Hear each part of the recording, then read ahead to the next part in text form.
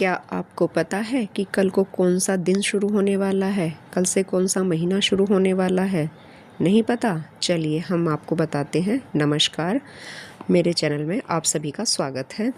कल से ज्येष्ठ माह का पुरुषोत्तम मास शुरू होने वाला है, जो ये हर तीसरे साल लगभग आ जाता है और इस बार ये ज्येष्ठ माह में आ रहा है, यानी कि इस बार 2 ज्येष्ठ पड़ेंगे। 2 जेठ के महीने हैं जिसमें एक पुरुषोत्तम मास कहा जाता है, अधिक मास भी इसको कहा जाता है।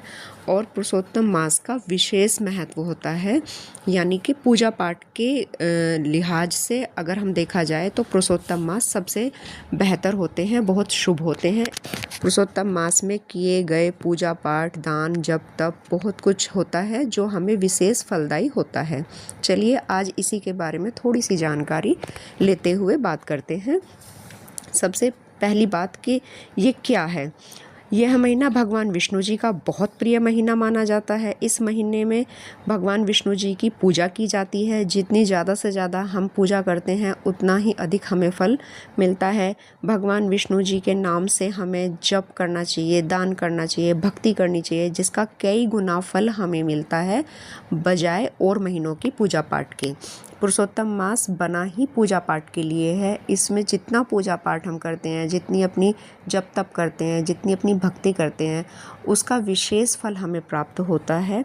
ये ज्येष्ठ माह में पड़ रहा है, ज्येष्ठ के साथ पड़ रहा है, इसलिए ये बहुत उत्तम माना जा रहा है। मन की शांति के लिए बहुत अच्छा माना जाता है, शुभ काम के लिए बहुत अच्छा माना जाता है और इसमें हमें पूजा पाठ ज़रूर करनी चाहिए।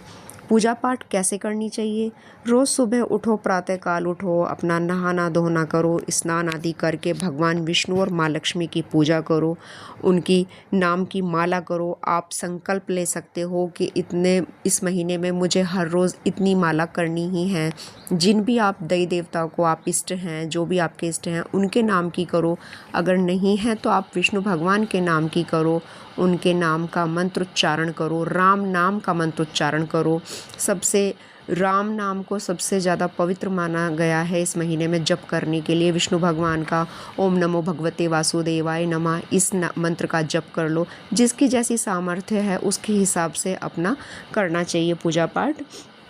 विष्णु भगवान के मंत्र का जप कर सकते हैं, विष्णु सहस्त्र नाम का जप कर सकते हैं, गीता का पाठ कर सकते हैं जो अत्यंत शुभ माना जाता है। और शाम को मंदिर में जाकर के दीपक जला सकते हैं। पूरा 1 महीना हमें विष्णु जी के नाम का दीपक मंदिर में जलाना चाहिए। अब हमें किस किस चीज़ का दान कर सकते हैं? हमें अन्न दान करना चाहिए, हमें जल दान करना चाहिए। पूरे महीने में एक हम रूटीन बना लें कि हमें इतना अन्न दान करना है या इतना हमें जल पिलाना है लोगों को।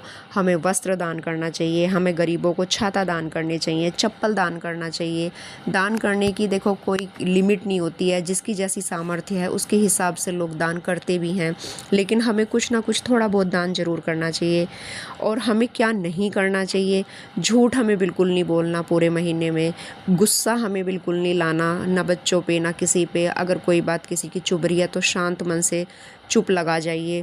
इस माह का अपने पूरा फल लीजिए, किसी भी तरह का कोई अपने दिमाग पे किसी चीज़ को हावी ना होने दीजिए। मांस मदिरा का सेवन ना करें, मीट मांस का मच्छी मीट मांस का सेवन ना करें, आप तामसी भोजन का सेवन ना करें। अपनी वाणी को मीठा रखें, मन को शांत रखें, दूसरों के साथ व्यवहार अच्छा करें, किसी के प्रति मन में द्वेष भाव ना लाएं।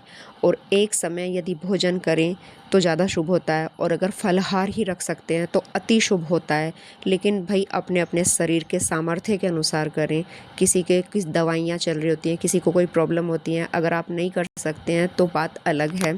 और वैसे तो पूरे महीने का व्रत रखने का भी संकल्प लोग लेते हैं। अगर ले सकते हैं तो लेना चाहिए, पूरे महीने व्रत रखना चाहिए। नहीं रख सकते हैं तो एक समय भोजन कर सकते हैं या फलाहार खाकर भी कर सकते हैं। और इसमें हम एक पूरे महीने के लिए या तो श्रीमद् भागवत गीता को पढ़ सकते हैं, जो हमें पूरे महीने में पढ़नी होगी, या फिर हम श्रीमद् भागवत कथा सुन सकते हैं, विष्णु पुराण पढ़ सकते हैं, राम नाम का जप कर सकते हैं और राम नाम लिख भी सकते हैं। हम एक पूरे महीने का नियम बना लें कि हमें इतनी माला रोज़ लिखनी है राम नाम की, या हमें इतने पेज रोज़ लिखने हैं राम नाम के। इस तरह से भी हम कर सकते हैं।